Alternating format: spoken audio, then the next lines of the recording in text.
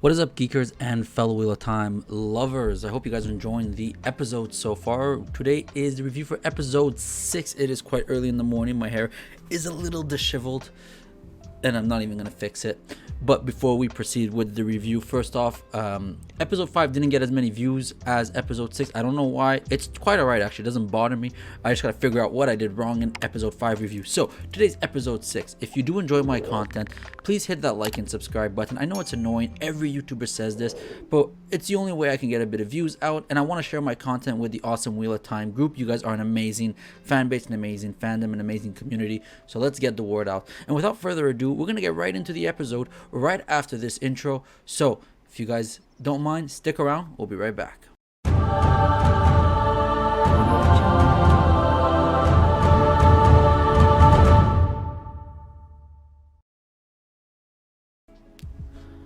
I forgot to mention, so this is retroactive.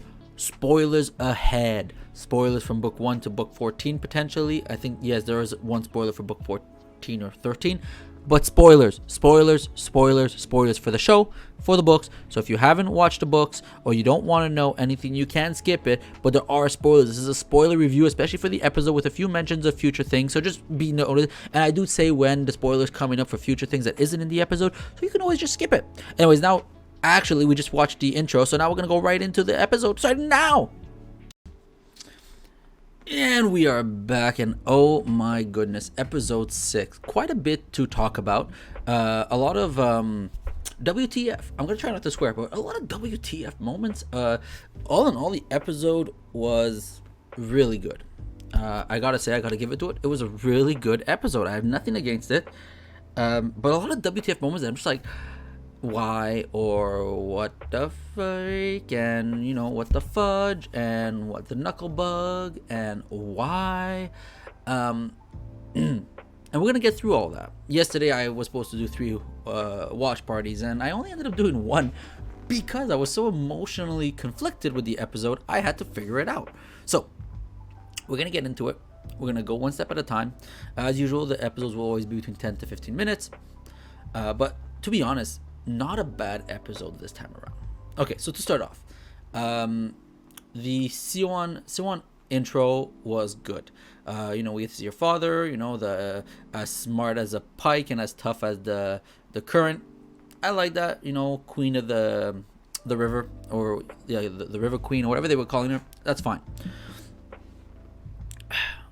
What I didn't, well, it's what I'm not sure yet, is in the background we saw a castle.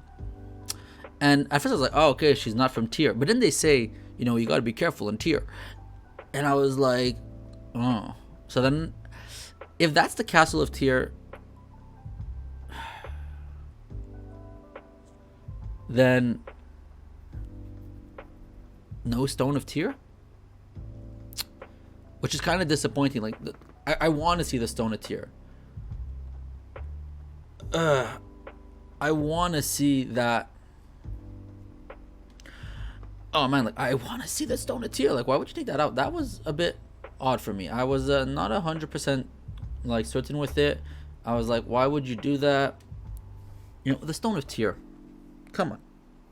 So we're gonna have to see where that goes. But season 2, obviously, for Stone of Tyr, but it looks like they passed over it, which is kind of weird and disappointing. So hopefully that gets fixed, because definitely not what we want. Like 100% not what we want to see. So we'll see. We're gonna see how that goes. We're gonna take it one step at a time, and we're gonna find out. But that's my first thing. The intro, great intro. But then in the background you see a castle. It doesn't look like a stone. It looks like towers. That's not the stone of Tyr. It's supposed to be a giant stone boulder, and I want to see my giant stone boulder. So let's hope they show that, because that's gonna be something that's gonna bother me quite a bit. All right. What else? Then the episode starts. You have Alana, Moiraine, and Liandrin standing, all 3 in the tower, in the White Tower, in the hall of the tower, with all the Aes Sedai groups. You see all the colors: white, gray, brown, yellow, blue, red, and green. All 7 Ajas. When Siwon first walked in, I was mad. I was like, where are the 7? Was a 7 striped stole that she wears. You know, that showcases all 7 Ajas, because the Amarylline seat is from all Ajas and from no Aja, you know? So she's supposed to wear something that showcases all the Ajas. And, like, at first I was like, oh my god, they didn't put it? What the... And then when she sat down, very faded on her collar, you see the 7 colors. And I was like, okay, very faded, like, very hard to see. But they put it in, stay true to the material. So at least we get the 7 Ajas on her outfit. So I was okay with that. We don't know what her penalty for Leandrin is, which is kind of weird. We didn't get that one. We only got Moraine's penalty as the episode went on, but we didn't, you know, whatever. I also realized I didn't mention spoilers, so now you guys are gonna see it, because I'm gonna edit a scene and she's going spoilers coming up, but I didn't say it initially, so it's gonna be a cut. But yeah, spoilers. So we have Maureen being asked a question, and she says, I can't. Not that I don't want to, I can't. And she keeps on saying, I can't. And for those that don't know, in the book New Spring, which is the prequel books, she is sworn to secrecy on the oath rod, to not divulge what she heard and what she's doing to anyone, because it's, you know, potentially dangerous, and the world can decide to offset and go, you know what, we're gonna kill the Dragonborn as soon as you find him. So it's to keep it a secret. And that is why she said, I can't. So I like that. They stuck to that well. Now, one thing that at first I was like, ooh, but then after going through Twitter and talking with some people, we think we might have figured it out. That night, Lan says, oh, where are you going? You know, I'm doing Moraine's story first, and then we're going to do the other character storylines. So, you know, goes, where are you going? And... you know, and obviously she's going somewhere. He goes, okay, just be careful and be back by dawn. So she goes up to the frame on her wall, and she uses the 1 power, and she manages to open up a doorway to somewhere else. So it looks like a teleportation. Now at first I was like, in my head I'm like, why does traveling already exist? None of them are strong enough to travel, or they don't know the secrets. I'm like, why? So that kind of bothered me. Now the thing is we don't think it's traveling. We think it was 2 Ter'angreal that are connected. But even at that, the Ter'angreals are in their appropriate rooms, not in something else. So like, it has to just be a Ter'angreal that teleports you somewhere, which is fine. But now when they're going to introduce traveling, it's going to be confusing for the non-book readers, because it's probably going to look exactly the same. So we're going to see about that. So she travels, and we make it to the hut that Swan is in. The Amarylline seat, and you know, they start kissing, and this scene bothered me for one reason. In the books, we know that they're pillow buddies. Like, it's mentioned in the books that when they were accepted in novices, they were pillow sisters or pillow buddies or whatever they called it. I don't remember the exact terminology in the book right now, but basically what that means is, you know, during the hard times when they were being punished and sad and needed support, they'd sleep together, and, you know, like, they cheer each other up. So it was hinted at, you know, people thought it was a little cute thing, but no, it's basically saying, like, no, a lot of the sisters would kiss and make out, and, like, you know, like, it's a place with only women, and, you know, no men allowed. So yeah, they tend to, like, you know, like, grow bonds of friendship like that. However, as they grew older, that's supposed to, like, be separated, like, especially because, again, spoilers. Now this is a spoiler for later books, like much later books. So if you don't want to hear it, you can skip this part, skip whatever, a minute at a time. But she's supposed to be, well, skip in 3, 2, 1. You're gone. Everyone's gone. That doesn't want spoilers for the books. She's supposed to be, you know, end up with Tom Marilyn in the book. So, like, if they're gonna still showcase her having, like, this relationship with Siwan, are they gonna skip that relationship? It's not the end of the world that they skip it, but it's just, you know, a curiosity. You know, they're supposed to be. I mean, she hasn't met Tom yet, so technically it makes sense. But we'll see. We'll see how they play it out. I think they might have cut that line out, especially because she hasn't met Tom yet, and also Tom currently in the story seems to be dead. So we'll find out. But again, like I said, spoilers for later books. Tom is still there. So she sleeps with the Amazon, and then she says one line, and she goes, "On your knees." Okay. And I get it. It's a callback to what happened in the Hall of the Tower.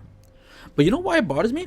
Because when I went on Twitter at the end of the episode, there was already someone, and I'm not gonna say who, but someone has been running a Wheel of Time fan group and a website for a long time, who writes "on your knees" in quotations with like, basically like, haha, they had sex, and she used the same line, and that actually, it irks me, because there's already in the books a lot of nudity, a lot of sex in like mentioned, and there's a lot of this stuff going on. Like, we know this. So having that happen is like, oof, okay, why? You know, so when he did that, that's when I got mad, and I was like, that's exactly what I was worried was gonna happen. I was like, see, that's the problem right there. Like, that's your problem. You just created this huge thing where people are like, haha, sex, hee hee, haha, and it's like, yeah, that's exactly the problem. It's hee hee, sex, haha, hoo ha, and that's not what we want. So whatever, it happened. It bothered me more after the fact because of the way people reacted on Twitter. Like, maturity, guys. Yes, she said on her knees. She's gonna eat her out. Haha, hoo hoo, hee hee, sex. Sex sells. So I understand the show's gonna do it. I just don't want it to become a Game of Thrones level. Like, oh shit, we're having a bad season. Let's just throw in a bunch of naked people. Haha, hot naked women. Let's go. Men butt naked, show their butts. They're having sex. Ooh, like that's not what I want. That actually threw me away from Game of Thrones a lot of times when it was just like excessive. So I just hope Wheel of Time doesn't do that. There's already a lot of sex scenes and nudity within it. The IA will do a lot of stuff naked. You know, like, you're gonna have scenes where there's gonna be nudity. So like, we don't need excess of it. There are sex scenes in the books. We don't need more of it. You know. So hopefully they don't go too much into it, but we'll see what happens. We'll see. Next, we're gonna touch on the Matt. Now we're gonna start closing up the stories. Moraine visits Matt and Rand. Clearly Matt's corrupt. You see something's wrong. The dagger's really taking a hold. Now, again, not a bothersome issue with this, but Moraine heals him right away. So they took a shortcut on this, because there's a lot more to this than meets the eye. Matt is well, technically they don't go to the tower before they go to the Eye of the World, so that doesn't make sense. But Matt gets healed on the spot from Moraine. You know, but okay, so that's fine. Matt's healed now. The healing process was pretty well done. I did enjoy it. It did throw me a bit for a loop, but I did enjoy it. I was like, okay, it's well done. It's clever. You know, they're doing the right stuff. Makes sense. You know, Perrin gets healed by the yellows. Okay, makes sense. The Matt healing wasn't the issue. The way he reacted makes sense. Rand's reaction was a bit rough, but I understand. He's protecting his friend. He doesn't know what the freak is going on. He thinks his friend's the Dragon Reborn, and he thinks she's gonna try to kill him or general him. So I understand that. Keep on moving forward, so on and so forth. Everyone's to be reunited. Nynaeve, with her attitude towards the Amaryllis seat, is expected. I love that. The dialogue in this was great. Even when Moraine tells Leandrin, like, you're not gonna say anything because I know about the man you meet at the docks. Like, she's hinting that she's sleeping with him. I think it's something else. Again, I'm not gonna go into too many spoilers, so hint, hint. I think it's something else, someone else that she's meeting with, not for what people what they hint at. So I like that. That makes it very intriguing. That's why Leandrin's face kind of looks shocked. She's like, oh no, she knows my secret. So that I like that. But again, I don't know if even they're going with that storyline. I don't know if Leandrin's gonna be that. We're gonna see. We're gonna see what they're gonna do. So that was great. I know I skipped over before, but Moraine's oath when she gets expelled, I think is really dumb, the way she worded it. So the Amaryllis said it very precisely.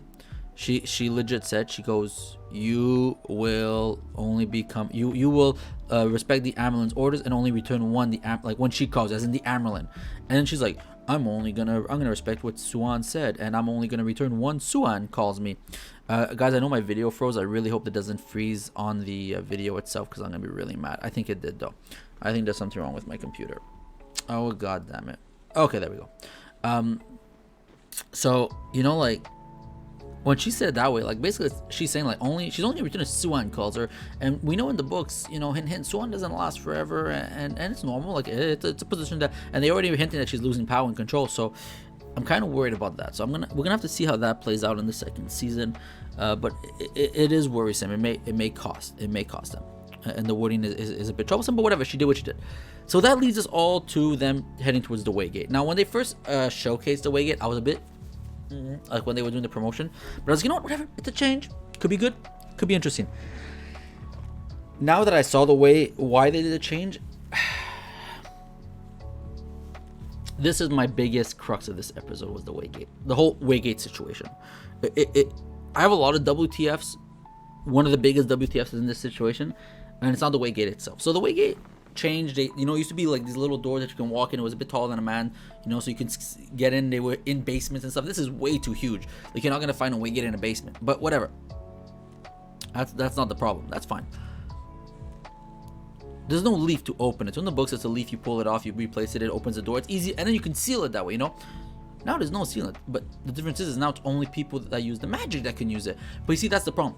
The Ogier are the ones that created the ways. The Ogiers are the ones that can travel the ways. And back in the day, in the Age of Legend, anyone can travel the ways, which means what? There was always an Aes Sedai just standing at a Waygate saying like, here's the open door, welcome to the ways.